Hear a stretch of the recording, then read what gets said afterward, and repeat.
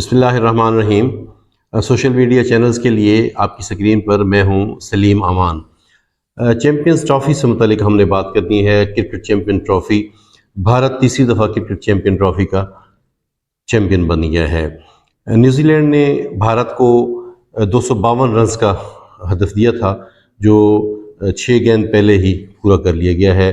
تیسری دفعہ Bharat champions trophy کا چیمپئن بن گیا ہے، اور یہ وہی چیمپئن ٹرافی ہے جس کے لیے ہم نے انتہائی قلیل مدت میں اسٹیڈیم کو تیار کیا تھا، اور یہ وہی چیمپئن ٹرافی ہے جس کے لیے بھارت کی عدم شرکت پر ہم بہت سیخ پا ہوئے، ہم ناراض ہوئے، لیکن وہی چیمپئن ٹرافی بھارت جیت لیا ہے۔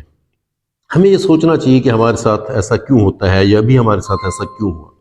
تو اس کے لیے ہم یہ بھی سمجھ لیں، سیکھنا الگ کام ہے، سکھانا اس سے مختلف کام ہے۔ پڑھ لینا الگ کام ہے، پڑھانا اس سے الگ کام ہے۔ کام کر لینا ایک الگ کام ہے، لیکن کام کروا لینا الگ کام ہے۔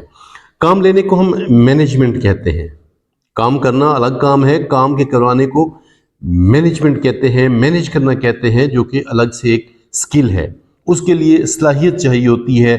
صلاحیت کی بات کریں تو خیر ہمارے لیے تو کس کام کی صلاحیت یا اہلیت مقرر کی جاتی ہے؟ ایک دفعہ بی اے کی شرط رکھی گئی تھی پارلیمنٹیرین کے لیے، M N A M P A کے لیے، وہ بھی جس بھی ضرورت کے تحت رکھی گئی، اس کو ہم نے کس طریقے سے تاراج کیا اس کے متعلق بھی ہمیں پتہ ہے۔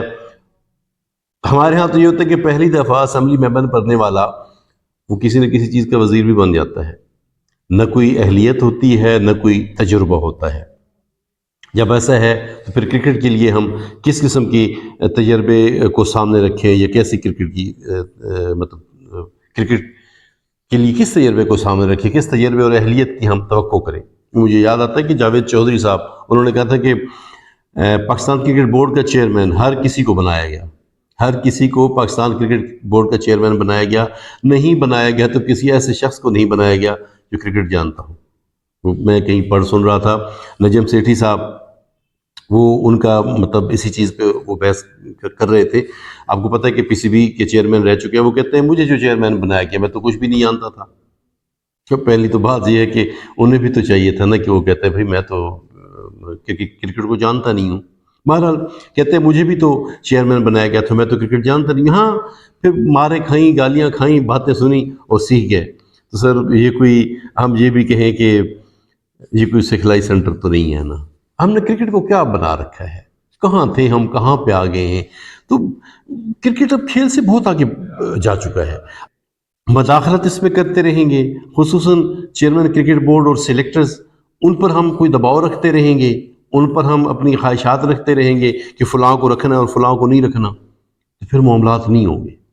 اہل لوگوں سے ہمیں کام لینا چاہیے۔ مجھے ایک واقعہ یاد آ گیا کہ میں ایک دوست میرے بیمار تھے، ان کے پاس میں گیا تو وہ کہتے ہیں جی بھتیجی آپ کی انتظار میں بیٹھی ہے، اس کو اسپیچ کی تیاری کروانی ہے۔ تو میں نے کہا یار میں بھی آیا ہوں، تو ماموں آئے ہوئے تھے، آپ ماموں کو کہتے ہیں؟ وہ کہتے ہیں یار ماموں اپنی طرح سے بزنس مین ہیں، لیکن متعلقہ بندے تو آپ ہیں نا، لکھنے پڑھنے والے تو آپ ہیں، آپ اس کو اسپیچ کی تیاری کروا سکتے ہیں۔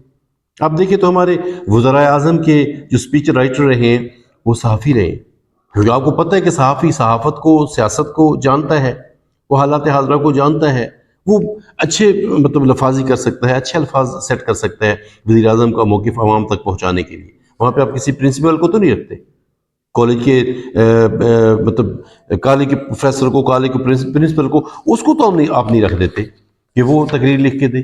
متعلقہ لوگوں کو رکھنا چاہیے۔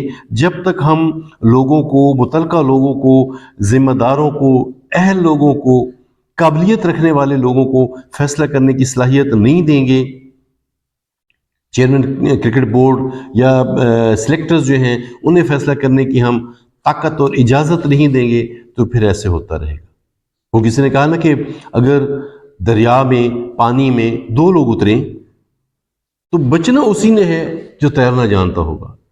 کرکٹ میں اگر ہم نے نام بنانا ہے، کرکٹ میں ہم نے اگر کرکٹ کو جیتنا ہے، تو پھر ہمیں اہل لوگوں کو جو کرکٹ جانتے ہیں، جو صرف جانتے ہیں، جو کرکٹ کھیلتے رہے ہیں، جو کرکٹ جانتے ہیں، انہیں ہمیں یہ ذمہ داری دینا پڑے گی۔